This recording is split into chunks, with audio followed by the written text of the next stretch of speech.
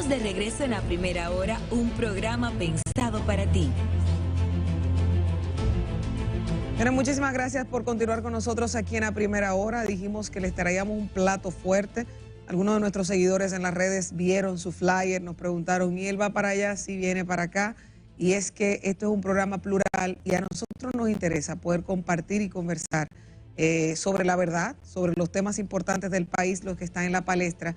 Y él es una de las figuras que está en el momento sonando por todas partes. Hablamos del ministro de Educación, el señor Ángel Hernández. Buenos días, don Ángel, ¿cómo está usted? Bueno, muy bien, muchas gracias por invitarme a Primera Hora y nada, esperemos que todo se desarrolle de una manera placentera. Claro que sí. Primero agradecerle que haya aceptado nuestra invitación, agradecerle el tiempo de responder nuestros mensajes y preguntarle cómo usted se siente, porque la noticia principal de ayer era que usted había puesto su cargo a disposición del presidente a 2 días de ganar la elección. ¿Eso es así? Es un problema de institucionalidad y de democracia. Se estila en la democracia que una vez cambia un gobierno, una vez se gana un gobierno nuevo va a entrar, lo correcto es que los ministros pongan a disposición del presidente su cargo para que él pueda reestructurar su equipo conforme a él considere de lugar. Yo creo que eso es un acto, primero, de lealtad al presidente y, en segundo lugar, un acto que consolida y debe consolidar la institucionalidad democrática del país. Al término de un gobierno, con donde hay un nuevo mandato constitucional, en este caso una repostulación, el presidente ganó una repostulación con una votación excelente, lo ideal es que a él se le dé la libertad plena de que decida cuáles ministros deben continuar y cuáles ministros debían ser sustituidos. Él libremente, sin presión de nadie. Y yo creo mucho en la democracia y creo en la institucionalidad. Y por eso lo hice. Sí. Ministro, en el discurso del presidente, el presidente hace énfasis en varias cifras vinculadas al ministerio. Y hay 2 casos que nos llamaron poderosamente la atención. El tema del acceso a la educación de 3 a 5 años, donde el presidente utiliza, y quizá no es la mejor manera, un dato del 2020 en pandemia, lo que obviamente hace que baje el acceso a educación y no se utiliza el del 2019. Si se utilizaría eso, el acceso a la educación inicial es prácticamente el mismo. No. Y el otro es el tema del transporte escolar, donde se está transportando entre 71 y 75 mil alumnos diarios. Y el presidente habla del 50%, sí, cuando el 50% estaríamos hablando de 1 millón y pico. A ver si usted En las 2 cifras el presidente tiene razón. El programa impacta el 50% de la población donde están establecidos. Significa que en la zona, por ejemplo, el Gran Santo Domingo aglutina casi el 30% de la población escolar. Y aquí hay transporte escolar. San Cristóbal aglutina una parte considerable de la población escolar. San Francisco de Macorís, San Pedro de Macorís, La Romana, aglutinan una gran parte de la población escolar. El presidente dijo que esa población está siendo transportada. Y es real. Ahora, eso no significa que todos los niños, todos los niños que están ahí sean transportados. Eso no es cierto. Lo que es cierto sí que impacta la zona completa. Porque ningún sistema de transporte escolar es para la totalidad de los niños. En realidad, de lo que se trata es de los que tienen mayores dificultades, los que están más distantes, se han llevado a la escuela. Hay niños que están alrededor de la escuela, cantidad. ¿Para qué necesitan un transporte? Y con el acceso a la educación, la educación inicial originalmente, la obligatoriedad son los niños de 5 años. De 5 años, conforme a la ley. Nosotros estamos ampliando a los niños de 4 y 3 años. Y por lo tanto, lo que dijo el presidente también es verdad. La matrícula aumentó significativamente. Solamente el año pasado nosotros incorporamos 15,000 niños de 3 y 4 años que no existían antes en las escuelas. O sea, la matrícula actual, prepandemia, la matrícula actual está, porque ha habido un proceso de recuperación. De hecho, ¿cómo te digo? El sistema perdió 300,000 alumnos con la pandemia y se han ido recuperando poco a poco. Yo creo que el esfuerzo que se ha hecho para que los padres vuelvan a confiar en la escuela y enviar a sus niños ha sido enorme. Y de hecho se ha logrado. Si ustedes se fijan ahora en la apertura del año escolar actual, nunca en la historia de la educación dominicana, el primer día de clase, el 83% de los niños asistió a clase. Y el 97% de los docentes. Eso nunca había ocurrido. Significa que las personas están confiando más en la institución educativa, en el sector público. Y obvio, también durante la pandemia, que es un efecto que se está siguiendo todavía, cerraron más de 800 colegios. ¿A dónde van esa gente? Al sector público. Y eso sin duda alguna se está manifestando y eso presiona también al sector público. Ministro, y refiriéndonos a la calidad de educación y al tema de los materiales que ofrece el Ministerio de la Educación como tal, yo tengo acá una licitación del año 2022-23 y de algo que fue muy cuestionado y me gustaría su impresión al respecto, sobre unos libros que se adquirieron en el año 2022-23 que tuvo un costo de 2.500 millones de pesos. Pero este mismo material fue cuestionado tanto por el contenido en algunos aspectos ideológicos, pero también en aspectos semánticos, gramaticales y ortográficos. Entonces, primero, quisiera conocer... hay una falsedad en la cifra que usted da. No, es la información que está en el portal de compras y le puedo citar inclusive la licitación. Bien, pero la cuestión es que esos libros, el ministerio lo imprimió en menos de 800 millones de pesos. Y el costo total de la producción total del libro fue de 1.100 millones de pesos. Previo a eso, en otros procesos licitatorios, el Ministerio de Educación había gastado más de 3.500 millones de pesos. Entonces, lo que yo quiero decirle es que la información, bueno, el portal dice, en el portal se sube un máximo de hasta dónde pueden proponer los oferentes, ¿verdad? Pero Corripio, yo puedo mencionar el nombre concretamente de la empresa Corripio, ofertó imprimir todos los libros en 700 millones de pesos, todos. Y eso dejó fuera la otra empresa que participó a nivel nacional, que licitó en 2.200 millones de pesos, ¿verdad? Pero cometió un error en el cálculo del seguro que deben tener para poder participar. Cometió ese error y perdió. Y toda la licitación se le otorgó a la empresa Corripio. Por 800 millones de pesos. Exactamente, todo, totalmente, ¿verdad? Entonces, lo que significa que el ministerio ahorró dinero, mucho dinero. Pero usted me dice que el precio total que aparece como base en la licitación... Esa es la licitación, una cosa es lo no que... es el real pagado por el ministerio. Pero usted puede verlo, eso está en el portal de los contratos y están en la Contraloría. Usted puede verificarlo ahí. No tengo yo que darle ninguna opinión que no sea la cierta. En el portal datos de compra y contratación están los contratos y está también el valor que se pagó. Ministro, sencillo, lo puede buscar incluso en el presupuesto ejecutado del Ministerio de Educación. Está ahí también. Que eso es un tema interesante. Usted ha hablado en varias ocasiones de ahorrar en el Ministerio de Educación y a mí me parece muy interesante si se ahorra para invertirse en otra parte. La ejecución presupuestaria, usted en un momento dijo que habían quedado unos 8.000 millones. No. En el Ministerio de Educación lo usual, lo tradicional es que se ejecuta entre un 93, 94, hasta un 96% del presupuesto, lo usual. Usted históricamente verá que digamos, en términos del PIB, eso está alrededor de un 3.8, 3.7% históricamente. Excepto durante la pandemia, que sí se pasó a 4.2, si no recuerdo mal. O sea, se pasó del 4% durante la pandemia por la cantidad de equipos y documentos que se elaboraron para atender los requerimientos de la pandemia. Pero es el único año que después del 4% se llega al 4% y se supera. En ningún año anterior ni después se ha llegado a esa cifra en ejecución.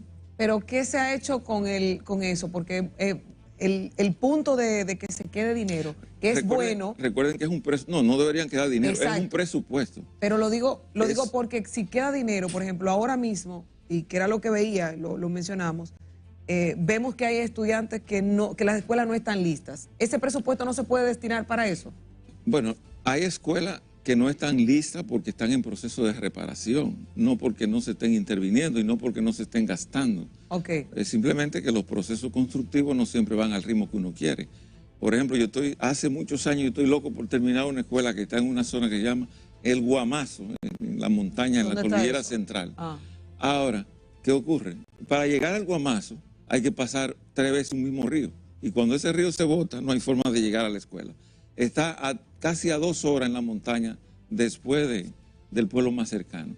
Entonces, realmente es un proceso muy complejo de construcción y lo ideal es terminarla, pero hay que terminarla en el tiempo que sea oportuno. Usted sabe que aprovechando, y perdón Elías, ahí que aprovechando, una de las cosas de esta semana con los medios fue la interpelación que hizo la diputada Celine Méndez, que le dice que quiere saber, que quiere que usted amablemente vaya al Congreso a explicar por qué no hay cupos para los estudiantes dominicanos. Usted no puede decir, porque yo no sé si usted va a ir al Congreso, pero está aquí, yo lo voy a aprovechar aquí. No, yo puedo ir al Congreso a discutir eso con los honorables congresistas, porque en verdad, si algo ha ocurrido en los últimos tiempos, es que el ministerio ha hecho todo lo necesario para no dejar ningún niño fuera, ningún niño. Y obvio, lo hemos hecho por muchas vías. O sea, alquilando espacios, nosotros hemos alquilado y comprado muchos colegios privados para incorporarlo al sistema lo más rápido posible. También hemos creado un programa. Mira, cuando yo llegué al Ministerio de Educación se hablaba de que habían 200,000 niños fuera de las escuelas. Eso creó una preocupación enorme en el gobierno. Y lanzamos lo que es un bono de asistencia escolar. ¿Qué ocurrió al final? Que solamente 2.200 niños aprovecharon esa oportunidad de niños que el ministerio financió para que fueran a colegios privados. El año recién concluido lo aprovecharon 4.800 niños y esperamos que este año lo aproveche una cantidad, si no igual, menor, porque en realidad se han incorporado muchísimas aulas nuevas que el gobierno ha construido. De aquí a septiembre, de aquí a que termine septiembre, se incorporarán 34 escuelas más. En estas 2 semanas yo he estado inaugurando escuelas con el presidente y la vicepresidenta. Estamos incorporando día a día nuevas infraestructuras para atender la demanda. Ahora, voy a hacer una precisión. Hay zonas del país donde hay exceso de alumnos. Digo exceso porque hay más alumnos de lo que habían el año pasado. ¿A qué se debe eso? A la migración. Hay, por ejemplo, en lo que es la zona de Verón, Punta Cana, hay una cantidad de población que se está mudando hacia esa región y obvio, la infraestructura escolar de los pueblos de donde ellos provienen no se puede trasladar con ellos. Hay que hacer una nueva escuela en esa zona o hay que buscarle una solución a esas personas que se han movido de un lugar a otro por razón económica, ¿verdad? O familiar. Si ustedes van al aeropuerto, hacia el aeropuerto ahora mismo y miran hacia la izquierda, ¿qué verán? Cantidad de proyectos que se están construyendo en esa zona, cantidad de proyectos, hasta lo que es la zona de la base militar. Para atender esa población que se va a mudar en esa zona, estamos ya construyendo 3 instalaciones, pero van a hacer falta más. Vamos a tener que seguir construyendo en esa zona para poder atender esa demanda. Y una escuela no se construye de un día para otro. Pero esos edificios que están montando ahora, en 3 días hacer un edificio de 20 pisos, por poner una exageración, ¿verdad? Sí, no. Entonces, es una cuestión que ese ritmo de edificaciones en esa zona va a generar, y lo ha generado ya, dificultades de acceso, de matrícula en esa zona. Y nosotros estamos en la mejor disposición de atenderlo. Pero usted entiende que fue exagerado lo de Celine, solicitarle eso. No, es un derecho que ella tiene como congresista. Los congresistas tienen esa facultad. Y nosotros hoy vamos a enviar una carta al Congreso indicando que estamos en la mejor disposición de ir al Congreso y discutir el tema para satisfacer la preocupación de esa honorable congresista. Sí, ministro, hay algo que sí es muy claro, usted lo ha establecido en diferentes entrevistas y también lo dice, el tema de que ha habido un tema de déficit, obviamente, de aulas, tanto por... En la zona donde hay alta demanda, porque nosotros tenemos exceso de aulas en otros lugares. Hay pueblos donde los niños se han ido y las aulas están vacías. Sí. Sí, pero tienen, es decir, hay un déficit porque han tenido que comprar escuelas, porque han tenido, inclusive escuché que usted decía en un programa que han tomado salones de las escuelas y lo han dividido También lo hemos hecho. en aulas. ¿Qué ha pasado? No todo es de su gestión. En 2021 hubo una ley, la 118-21, para destrabar desde el punto de vista legal el tema de los contratos de construcción de obras escolares. ¿Qué ha pasado que ha sido tan deficiente el ministerio en el sentido de la construcción? Sobre todo, se manejan números de un déficit de miles de aulas y el número que se maneja de construcción de aulas para esta gestión está rondando a las 2.000 aulas, cuando habíamos tenido todos los años, porque depende de un porcentaje del Producto Interno Bruto. En este año estamos hablando de los 300.000 millones de pesos. ¿Qué ha pasado? 320.000 millones. 320.000. ¿Qué ha pasado con el tema de la producción y de la construcción de aulas? Las edificaciones que se recibieron fueron 720 escuelas, contratos, ¿verdad? Muchos de los cuales los titulares de esos contratos murieron, desaparecieron, no están en el país, el que le continúa en el segundo lugar no aparece, hay muchos de esos contratos que fueron vendidos entre ellos mismos, entre los ingenieros, etcétera. Pero ese dinero se pagó. No, claro que sí, se le pagó el porcentaje que corresponde. Hay una cantidad de contratos que no tienen solares establecidos, ¿verdad? Pero de esas escuelas que se recibieron, se han terminado más de 130 escuelas, 139 en concreto. Y de aquí a septiembre se van a poner en operación 34 más. Y hay 300 y tantas, no sé exactamente el punto, lo tanto, ¿verdad? Pero son más de 300 que están en proceso de terminación. De modo que de aquí a que termine el año, la mayoría de esas escuelas estarán terminadas y bien terminadas. Naturalmente, los procesos constructivos no van al ritmo que uno quiere porque en el ámbito de la ingeniería hay muchos procesos. Por ejemplo, hay una licitación, una cubicación que se puede atrasar, no necesariamente por el ministerio. Puede ser que el titular del contrato esté omiso, que no esté pagando sus impuestos y entonces en la Contraloría lo objetan porque el titular del contrato no ha pagado los impuestos. Y eso se da con una frecuencia impresionante. La mayor cantidad de las cubicaciones entre una y otra tardan entre 3 y 4 meses en ser pagadas. No por falta de dinero, sino por dificultades propias de los procesos de los propios contratistas o bien de otra naturaleza. Pero no por falta de dinero. ¿Y las otras 300, ministro? Las que faltarían para completar las 700. Bueno, hay un proceso de construcción que se está haciendo y va en marcha. Se irán construyendo y se construirán todas. Volviendo al tema de los libros. Hace unos minutos me contestó de la licitación y que los cambios y demás, pero no me respondió lo de lo didáctico. ¿Qué pasó? Yo desafío a cualquiera que demuestre que esos libros no están elaborados conforme a las normas pedagógicas. Yo vi errores ortográficos en un libro de secundaria. Sí, yo también lo vi. Pero entonces, ¿qué pasó? Eso ocurre en cualquier libro. ¿Usted escribe? Bueno. ¿Qué pasó con los libros? ¿Qué pasó con los libros con esos errores? Fueron corregidos todos. ¿Y qué pasó con los libros con esos errores? Fueron corregidos. ¿Fueron corregidos? Claro que sí. ¿Y quién pagó por eso? ¿Cómo que quién pagó? ¿El Estado? No, eso lo hizo la empresa que lo hizo. ¿La empresa que lo hizo? Claro. Asumió el error. Claro. Okay. Se corrigieron totalmente. Y usted puede verlo ahora. Ahora, dicho sea de paso, esa publicidad sobre los libros con errores, sabemos quién lo hizo. Yo no sé si puede decir. No, yo no tengo que decirlo. Pero es interesante saberlo porque yo no sé. Pero nosotros analizamos los libros de esa propia compañía, que tenía más de 10 años vendiéndose en el mercado. Analizamos 10 libros de ellos y en todo había más errores que lo que ellos señalaron. Debieron hacer pública esa información. Lo publicamos. Manuel Núñez fue a un programa con uno de esos informes y demostró que había más errores que en los libros que ellos criticaron. Bueno, sí le digo la sociedad. Y tenía más de 10 años vendiéndose en el Ministerio de Educación. Ministro, ¿qué usted...? Si usted quiere, vaya a mi oficina que yo le voy a enseñar los informes. Sí, no, yo lo invito. Por lo que vemos, el ministro está muy abierto Yo lo invito a que vaya. Claro. Y le enseño los informes. Porque la cosa de la vida hay que hacerla con transparencia. Vaya por allá y lo vemos. Para que usted se dé banquete. No daremos banquete aquí porque la verdad es que usted es muy directo. Eso no se lo puede quitar nadie. Ministro, cuando usted asumió en el 2022, agosto 2022 que usted asumió. El 8 de agosto. ¿Verdad que sí? Fui nombrado el día 3. Sí. Pero yo no podía asumir el día 8. El día 8.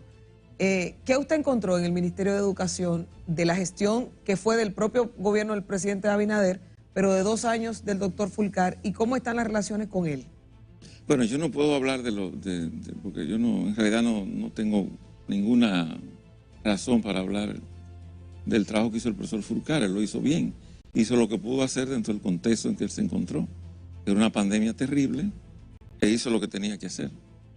Es lo único, o sea, dentro de la... Porque precisamente usted sabe que los escándalos que había en el entorno del doctor Fulcar fueron lo que de alguna forma hicieron que le costara ese puesto. Bueno, y se había dicho en algunas ocasiones que había varios sectores que estaban interesados en eso. Sobre ese tema yo no tengo opinión, porque realmente no la tengo. ¿Y con él, cómo usted se lleva? ¿Cómo está la relación? Bueno, el profesor Fulcar yo lo conozco desde hace más de 20 años, una persona seria, trabajadora, que me merece mi respeto.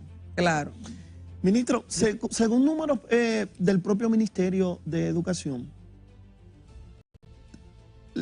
tanto en básica como en secundaria, nosotros tenemos menos estudiantes que previo a la pandemia.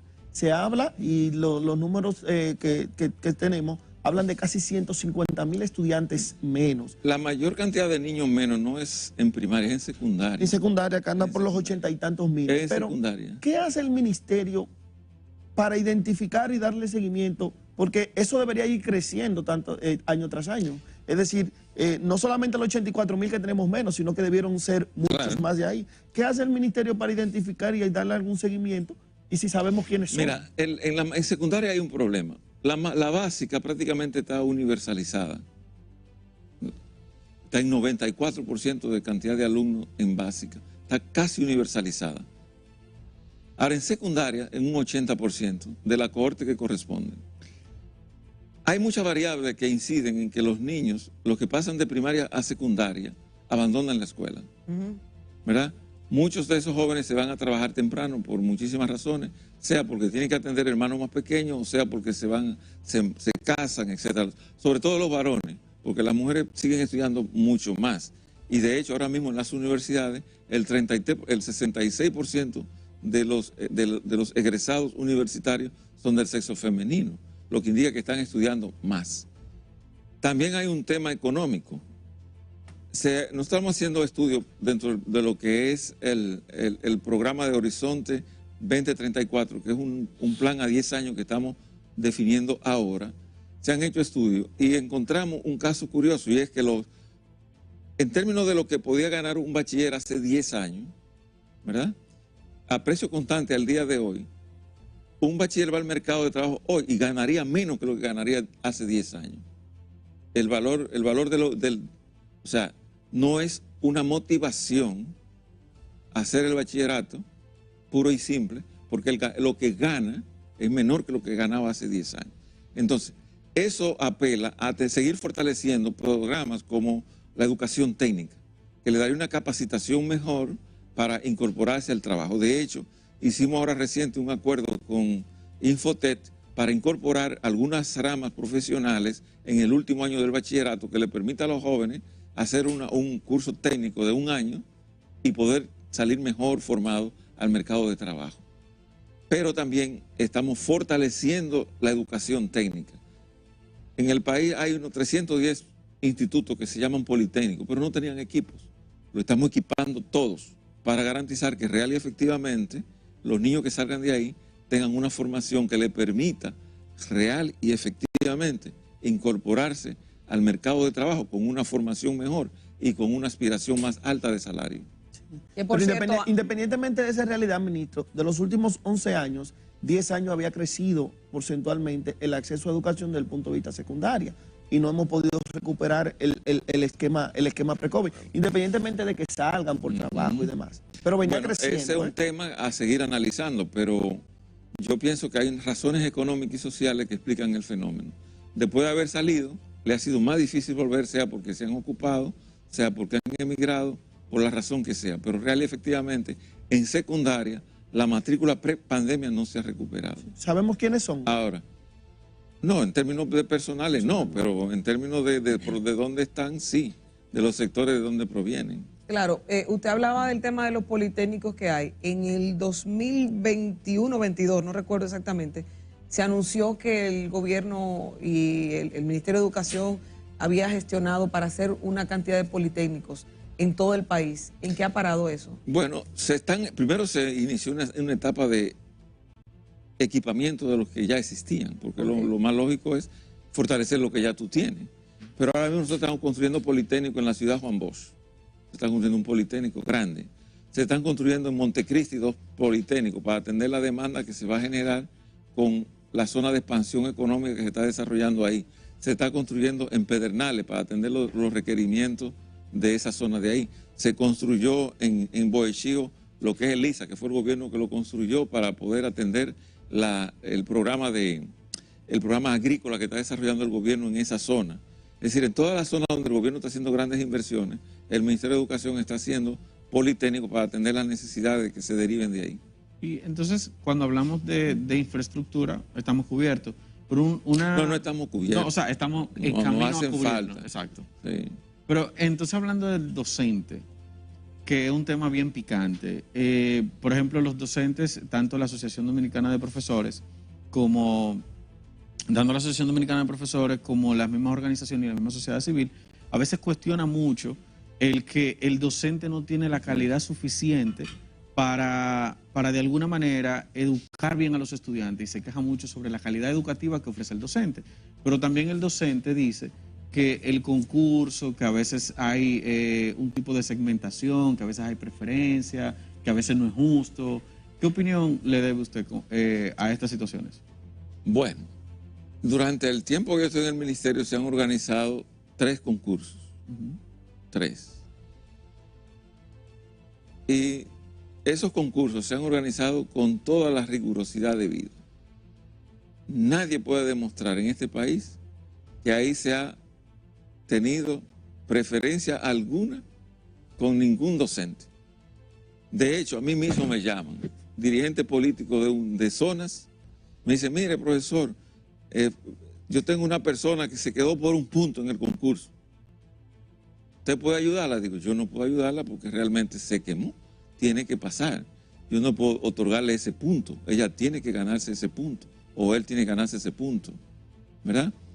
O sea, ahí no se ha incluido nadie en el que haya tenido aprobación en el concurso por ninguna razón que no sean sus propios méritos. Y en cuanto a la calidad del docente con el estudiante.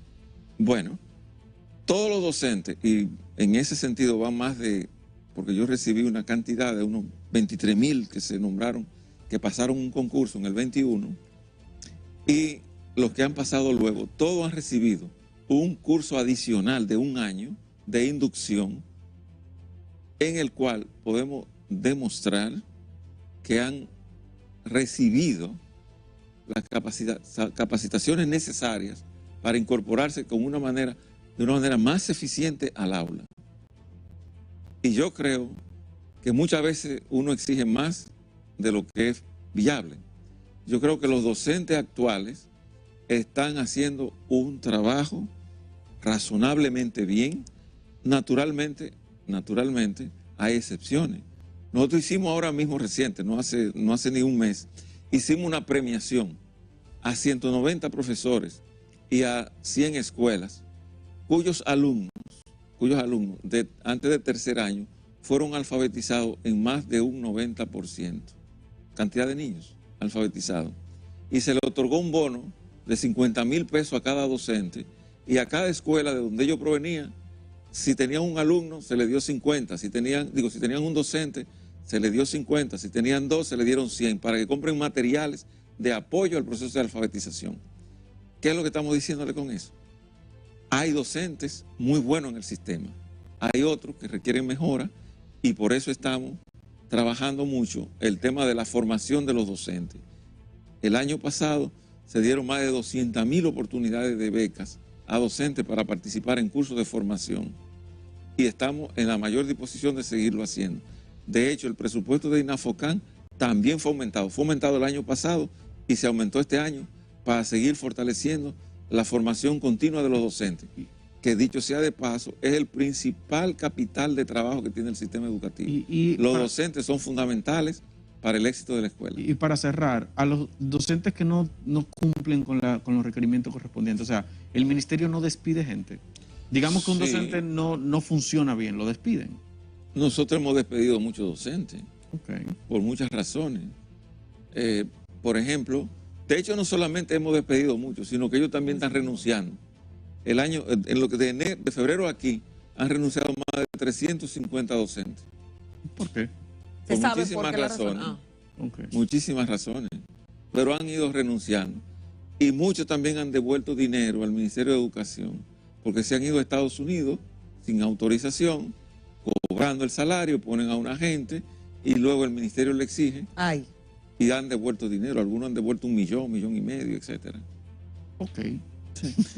Ahí mismo aprovechar, como estamos en el tema de los docentes, hay un tema que recientemente ha traído algún tipo de inconvenientes, un conflicto con la ADP, de cara a una orden departamental que fue del 2014, a la evaluación del docente y también a los beneficios propios de los 17 puntos que yo dije. De los docentes.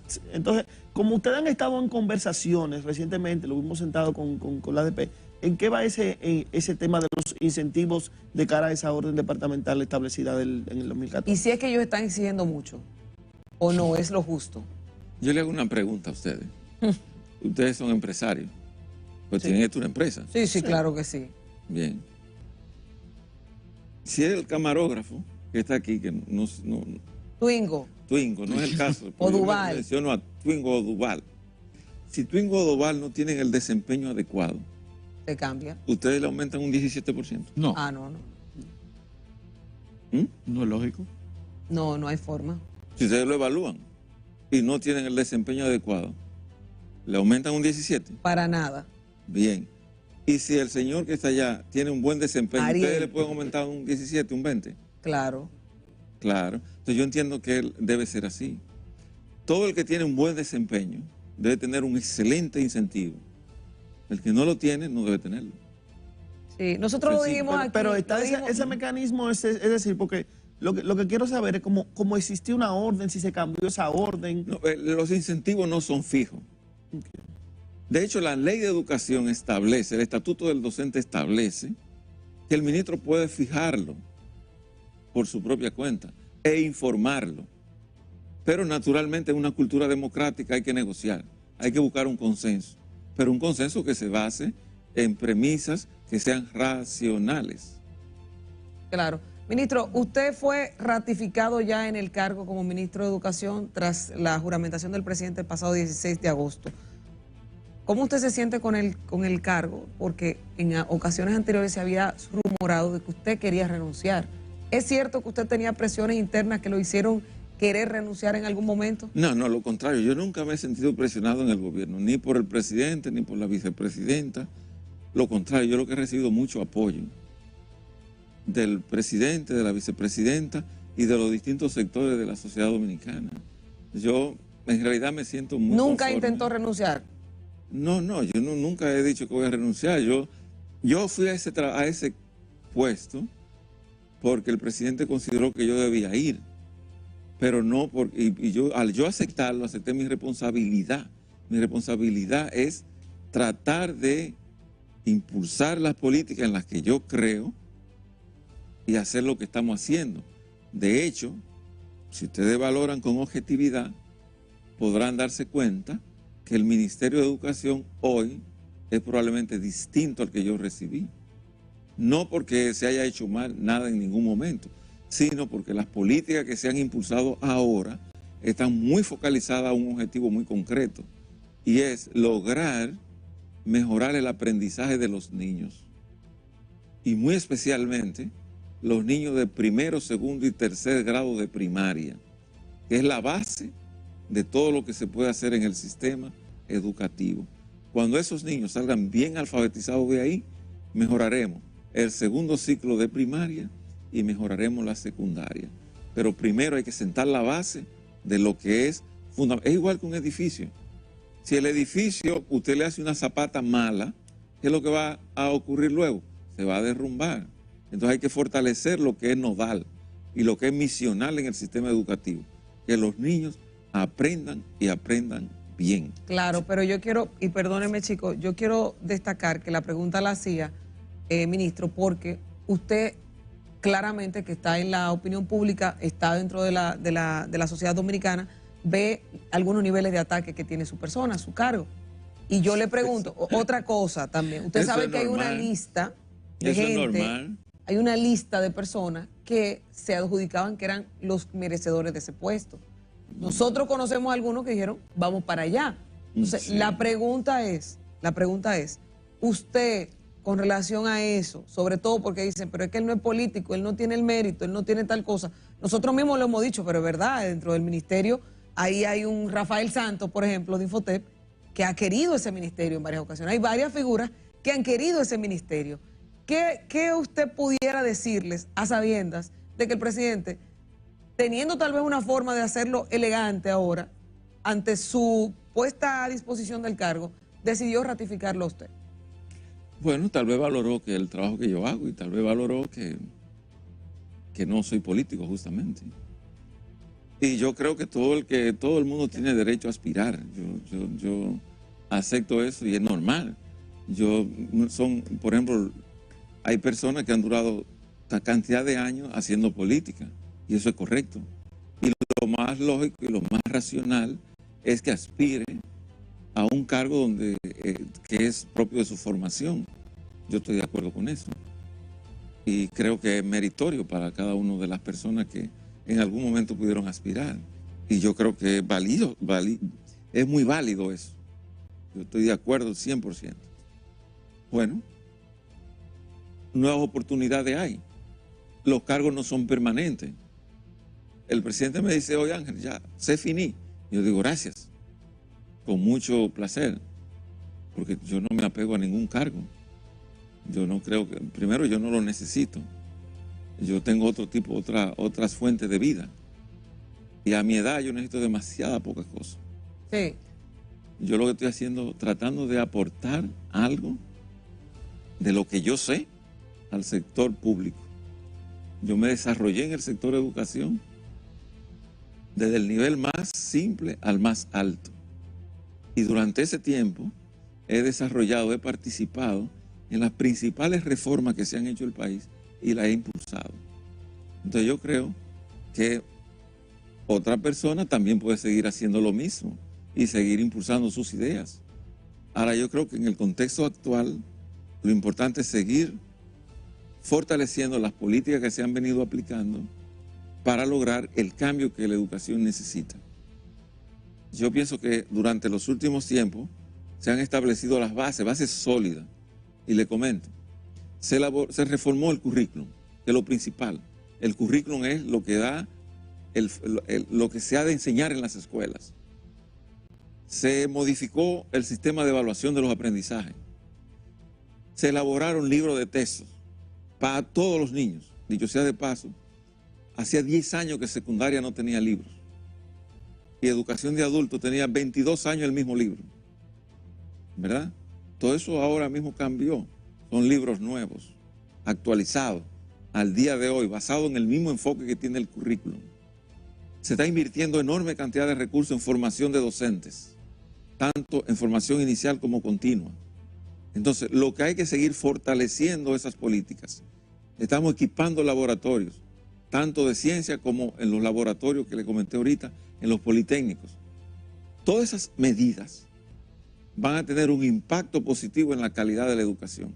Yo no te digo que va a ser hoy o mañana, pero ya hay síntomas de que está ocurriendo así. Y yo le puedo decir, por ejemplo, el otro día fuimos a una inauguración de escuela.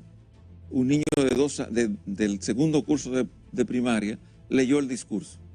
Maravilloso. Todo el mundo quedó impresionado por cómo lo hizo, lo bien que lo hizo.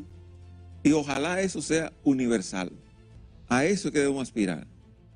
Y no, yo no creo, bueno, hay cantidad de gente que tiene un enorme pesimismo, lo que yo llamo el pesimismo pedagógico, de gente que no cree que el sistema va a superar. Y yo creo que sí, que el sistema está superando y va a seguir superando.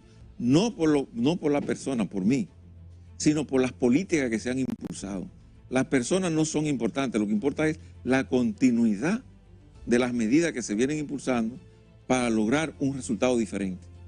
Y yo creo en eso y creo que puede ser yo, puede ser cualquier otra persona, a condición de que continúe la ruta que se ha trazado. De hecho, esa ha sido una de las grandes limitaciones que ha tenido el sistema educativo. Cada vez que cambia un ministro, cambian las políticas. Y eso hace un daño terrible al sector de educación. Entonces yo creo que eso es lo que hay que cambiar. La dinámica de cómo se enfoca el sector de educación. Y dicho sea de paso, el llamado que hizo el presidente reciente en la inauguración del año escolar a hacer un pacto por la calidad de la educación es lo que todo el mundo debería estar abocado hoy día, a lograr que todos los sectores políticos, económicos y sociales se involucren en fortalecer las líneas de actuación orientadas a mejorar la calidad de la educación. Ministro, Sí, pero perdónenme, pero usted es un ser humano. Claro. ¿A usted no le afecta cuando usted siente que lo atacan? Así sea mediáticamente, las redes sociales, la gente. ¿Cómo usted se siente? Y se claro, lo digo claro que me afecta. porque pero hubo otro ministro que casi se muere con el tema, que dijeron que estaba en una cosa y era en otra. Pero ¿cómo usted se siente? bueno, yo creo que la gente tiene derecho a opinar. Ahora, yo lo que pido es que opinen en base a la realidad, a la verdad. Si dicen algo que es incierto, no me afecta a mí, se afecta a la persona misma, que queda como un mitómano, que queda como una persona irresponsable. O sea, yo pienso que la gente debe decir la verdad. Si usted me ataca con mentiras, yo no le hago caso. Ahora, si usted me ataca con una verdad, bueno, yo invito a cualquiera al ministerio a que demuestre en el Ministerio de Educación si lo que yo digo se ha hecho o no se ha hecho. Si lo que yo digo está o no impactando en la calidad de la educación. Y digo con mucha seriedad y mucha responsabilidad que en los últimos 2 años se han hecho más reformas en el sector de educación que en los últimos 40 años, y lo puedo demostrar.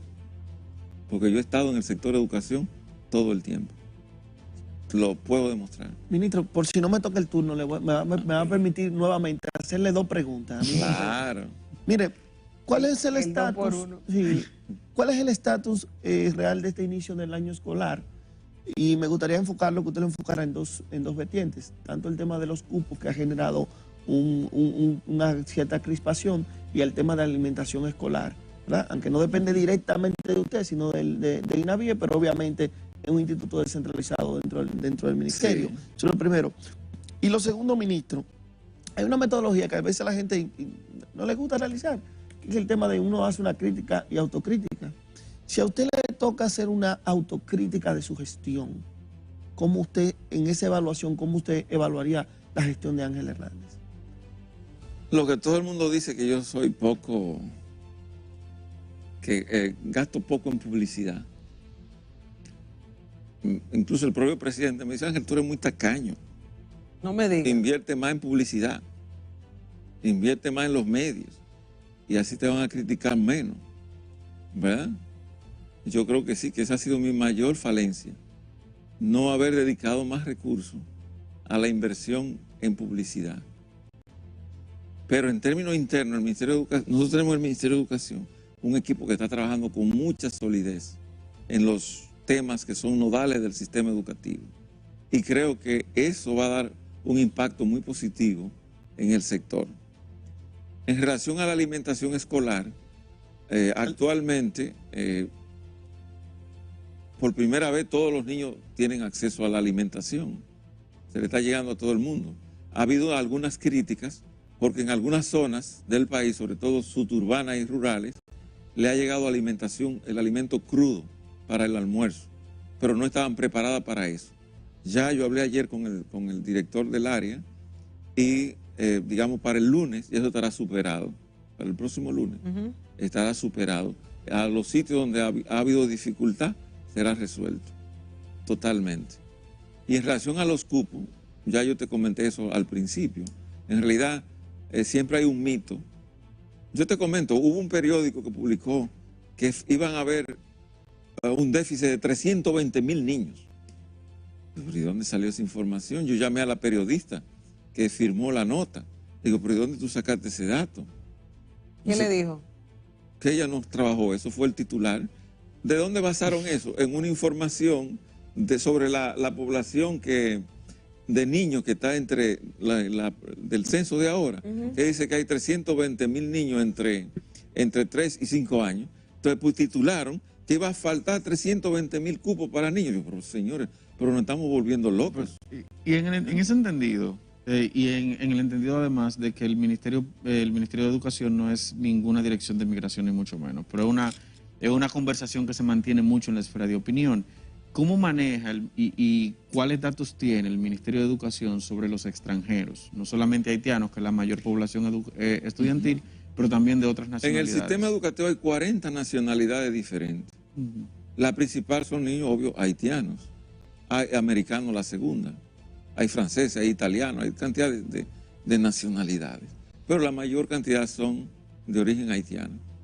Como tú bien señalas, el tema migratorio es el problema, no es por las normas nacionales e internacionales. El Ministerio de Educación no puede impedirle a un niño de origen de cualquier nacionalidad que asista a la escuela pública. De hecho, la ley misma de educación, la 6697, establece que la educación es gratuita y universal para todos los habitantes del país.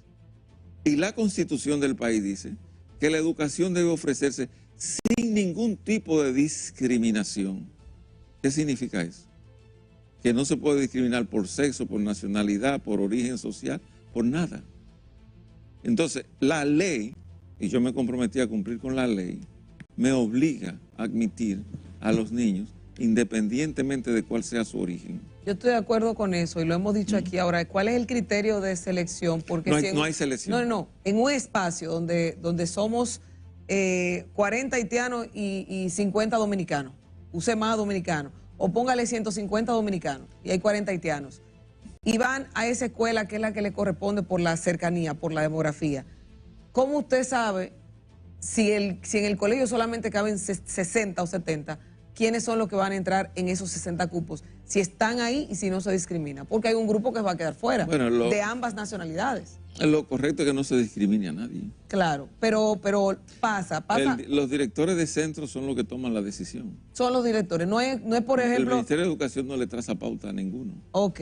En cada territorio, el director de centro es el responsable de la admisión de los niños. Pero la pregunta va más. O sea, si usted tiene un colegio, una escuela del sector público, ministro, y usted tiene un grupo de estudiantes haitianos que entiendo que tienen el derecho a estudiar, haitiano, venezolano, colombiano, el que sea, y los dominicanos, ¿cómo va a ser que pueda haber un grupo de dominicanos que se quede fuera, pero los haitianos sí? No, es que nunca ha ocurrido eso. No. Eso no ha ocurrido. Yo quiero que me busquen un lugar del país donde se haya quedado un niño dominicano fuera para darle prioridad a un haitiano. Tengo información que en Ciudad Juan Bosch. Eso es falso. En la ciudad Juan Bosch, cuando yo llegué al Ministerio de Educación, es buen ejemplo, muy buen ejemplo. En la ciudad Juan Bosch, cuando yo llegué al Ministerio de Educación, yo hablé personalmente con una directora. Pero escúchame. Publicaron un video en la prensa de una madre regada porque no le dieron espacio en la ciudad Juan Bosch. ¿Verdad? Que eso estaba lleno de haitianos. Bien, excelente. Yo mandé a investigar el tema. Fueron a la ciudad Juan Bosch, a 5 escuelas de la ciudad Juan Bosch, que aglutinan en total, en ese momento, ahora es más, aglutinaban en ese momento 4.500 estudiantes. 4.500 estudiantes. ¿Sabe cuántos eran de origen haitiano? 160 en el total de los 4.500. Una falsedad total. Entonces, lo que hay que ser serio en este país. Aquí no hay un solo lugar, donde alguien me pueda demostrar a mí que se ha dejado fuera un niño dominicano para darle prioridad a un niño haitiano. No hay un solo lugar. Y estamos hablando en público aquí. Claro. Ustedes tienen, supongo que este programa lo ve mucha gente. Claro, yo he visto usted se dará cosas cuenta. ¿Lo ve mucha gente? Yo he Sí, visto usted se dará cosas. cuenta. Bien, entonces yo quisiera que alguien me demuestre que en alguna escuela de este país se le ha dicho a un niño dominicano, no, usted no entra, y venga este haitiano y entrémonos. Más que Bueno, por eso, es que sino porque se llegó hace tal vez así, primero. No sé si así dicen, o se inscribió, perdona, Sí. Lorena, o se inscribió primero, o vive más cerca. Esa es la terminología que se utiliza. Bueno, yo no te puedo decir que Nosotros no aquí se hemos... admita, pero yo no tengo una evidencia que demuestre que ha sido así en alguna escuela. Claro. ¿Ustedes ven? Bueno. Yo no la tengo. Pero En el país hay 2.070.000 alumnos dominicanos. No, perdón, alumnos. De los cuales, al día de hoy, solamente en el país entero hay 160.000 niños haitianos. Y estamos hablando de 2.070.000. Y entonces la gente habla de que la escuela está llena de haitianos. Señores, eso es falso. Pero Eso estamos es- hablando casi de un 10%. No, señor, un 6%.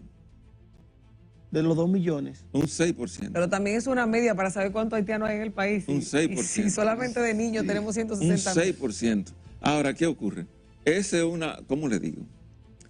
Es un tema migratorio. Sí. El Ministerio de Educación no hubiera un solo niño haitiano si migración hace su trabajo. Y lo están haciendo también, porque en verdad yo no puedo decir que... Yo veo todos los días migración con cantidad de gente deportando, ¿verdad? Para fuera del país. Ahora, la industria de la construcción, yo lo invito a ustedes, a cualquiera de ustedes, Sí. ahora mismo, vayan a un edificio en construcción, cualquiera. Y probablemente los ingenieros y algunos maestros son dominicanos, pero la mayoría de la mano de obra son haitianos. Y la agrícola Y también. esos haitianos tienen hijos. ¿Qué hacemos con ellos? ¿Lo convertimos en un gueto? ¿O lo educamos? Nos convertimos en una sociedad de apartheid. ¿Lo segregamos? ¿Qué hacemos? Claro. Como sociedad, Sí, dígame. no, la esa es la pregunta, situación esa es la para el pregunta sin dominicano. respuesta. No, la situación para el dominicano es decir, ven acá, pero está un haitiano estudiando, pero los dominicanos no. Y nosotros aquí hemos hecho el análisis, puede ser que sean demarcaciones diferentes. Usted lo decía, hay escuelas que tal vez no tienen suficientes estudiantes, Hay cantidad de escuelas que han estado abandonadas. que no lo tienen. Pero mire, usted sabe que uno de los retos que usted va a tener para el próximo año, si no me equivoco, 2025, es prueba PISA. ¿Cómo se está preparando y cuáles son las expectativas que usted tiene de cara a pruebas PISA? Bueno, desde que se anunciaron los resultados pasados de prueba PISA, nosotros integramos un equipo en el Ministerio de Educación que lo orienta Ansel Checker, la viceministra técnico-pedagógica, que tiene mucha experiencia en evaluación, duró más de 10 años dirigiendo el Departamento de Evaluación del Ministerio de Educación,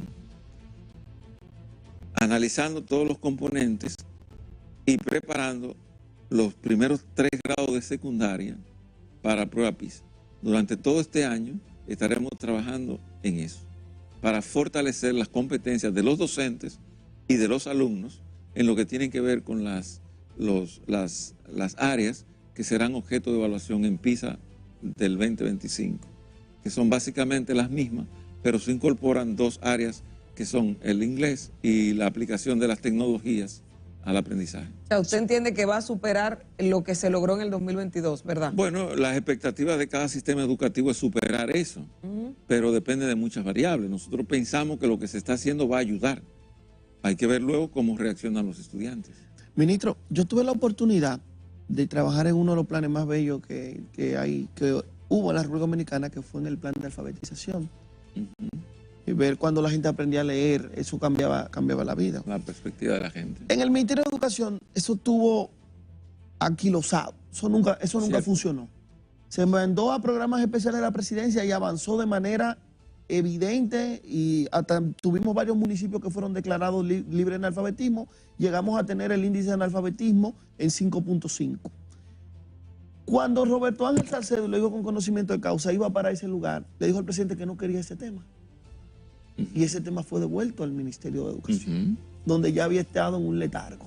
¿Qué se está haciendo de cara al plan de alfabetización en su gestión? Si se ha visualizado algo en ese sentido para poder tocar esa meta, que en la última también medición Durante la pandemia, vimos que está sobre el 6%. No, lo el que, 6%. Durante la pandemia aumentó un punto, porque evidentemente eso se dejó caer, ¿verdad?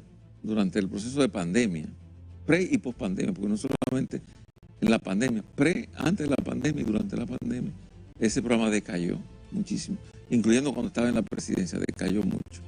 Al volver al Ministerio de Educación, se formó un nuevo programa, ¿verdad?, para desarrollar, fomentar la alfabetización, pero no de un programa de carácter coyuntural, como era lo que tenía a nivel de la presidencia, sino un programa permanente de creación de núcleos de aprendizaje en todo el territorio, muy especialmente en la zona donde más analfabetismo se concentra, que son curiosamente en la periferia de la gran ciudad, en este caso Santo Domingo, en las grandes ciudades y en la frontera. Entonces estamos trabajando en ese tema. Claro. Y podríamos hablar de en los próximos 4 años tener un avance significativo, quizá declarar el país libre de analfabetismo. Lo principal para mí no es declarar, el analfabetismo ya es residual. Cuando llega a un 5% es residual, ya es considerado como una población alfabetizada. Para mí lo más importante no es eso, para mí lo más importante es garantizar que los niños que están en primero, segundo y tercero de primaria aprendan y se alfabeticen bien. Si eso se logra a ese grado, no habrá alfabetismo nunca más en el país. Ojalá que sea así. Ministro, antes de cerrar, hay un extranjero que había propuesto desde la gestión de Peña Mirabal hacer una escuela, quería donar una escuela y quería trabajarla. Ricardo Montaner, el cantante. ¿En qué va esa escuela? Bueno, yo me reuní en una oportunidad con un representante de Montaner, que vive en la zona de Samaná. Ellos hicieron yo vi el proyecto que ellos tenían y realmente quedamos de seguir trabajando y eso no se continuó. Posteriormente, hace alrededor de unos 2 meses, volvieron de nuevo a insistir en el tema y incluso el presidente mismo dio algunas orientaciones para seguir colaborando y trabajando en ese proyecto. ¿Pero por qué no ha podido Todavía continuar? no se ha concretizado por muchísimas razones, pero hay que realmente tener mayor precisión sobre la naturaleza y la dimensión del proyecto y la finalidad del proyecto. Se dice que los terrenos que tiene Ricardo Montaner para la escuela que quiere donar no son de él. No, yo no tengo esa información, no tengo esos datos porque ya eso es privado de él. Ok, porque al parecer no se ha dado supuestamente porque los terrenos no son propios de él, hay una determinación de herederos, hay una situación que no se ha integrado y el ministerio por ley no pudiera... Exacto, nosotros no pudiéramos intervenir. Si ustedes no pueden tomar algo que le donan, si no tiene el dueño que se lo está donando. Tiene que haber una titulación. Porque él había dicho que esa escuela se iba a hacer y... Bueno, hasta ahora no hay una concretización de ese tema. Yo sé, por ejemplo, este pelotero Martínez, Pedro Martínez, en la zona de Mano Guayabo, tenía ese interés y el ministerio le está apoyando, estamos construyendo. ¿Y ya se está desarrollando la de Pedro Martínez? Claro que sí, está ahí. ¿Y hace cuánto la de Pedro Martínez empezó? Está muy bien desarrollada. ¿Hace cuánto empezó la de Pedro Martínez? Más de un año. Más de un año. Claro, pero Montaner tiene más de 6. Sí, pero bueno, son cosas, circunstancias diferentes y titularidades diferentes. Es un tema de cómo implementar ambas cosas. Una última pregunta y excúsame. Le hemos sacado el jugo. Sí, le hemos sacado no se preocupe, dile. ¿Podríamos esperar en esta gestión, estos 4 años, algún plan agresivo de construcción de aulas? Si se podría retomar. Bueno, nosotros estamos retomando. De hecho, nosotros comenzamos ya a construir 3.000 aulas para preescolar. Es un proceso que va en marcha. Se han licitado para construirla y se están construyendo. Aula para preescolar, ¿verdad? Porque yo le decía ahorita, estamos expandiendo la escolaridad de los niños hasta 3 años. O sea, 3, 4 y 5 años, ¿verdad? Y la otra parte que vamos a insistir es en la creación de politécnicos, o sea, de bachilleratos técnicos, y específicamente en todas las zonas donde el gobierno está haciendo grandes inversiones para desarrollar económica y socialmente esas regiones. Y también vamos a hacer aquí en la zona de Villa Altagracia y aquí en el Gran Santo Domingo algunas instalaciones grandes, para grandes politécnicos, ¿verdad? Claro. Eso se está trabajando. ¿Usted se queda los 4 años de este gobierno del presidente Abinader? No, eso no depende de mí, depende del presidente. Y de ¿Usted quiere quedarse? No necesariamente. Yo no tengo esas aspiraciones. Pero tal vez visión. Si se le pide que se quede los 4 años, claro, ¿usted estaría en disposición de hacerlo? Todo depende de las circunstancias familiares y de mi salud. Bueno, agradecerle muy especialmente al ministro de Educación, Ángel Hernández, que hoy ha sido bastante abierto y directo con nosotros, que nos ha respondido todas, las batió todas, de todas, y que de verdad que nos sentimos complacidos de haberlo recibido y sobre todo de la receptividad que usted ha tenido con nosotros. Así que de verdad que muchas gracias. Gracias a ustedes por invitarme y nada. No. Sigan dando fuego. Nos se pare de ahí todavía. Señores, gracias por habernos acompañado. Ya ustedes lo ven, por lo menos le sacamos una sonrisita al final ahí. Estaba muy seriecito, ya le sacaron la sonrisita ahí al final. Gracias al ministro Ángel Hernández, gracias a todos ustedes por la sintonía en este espacio. Nos vemos mañana tempranito a primera hora. Bye, bye.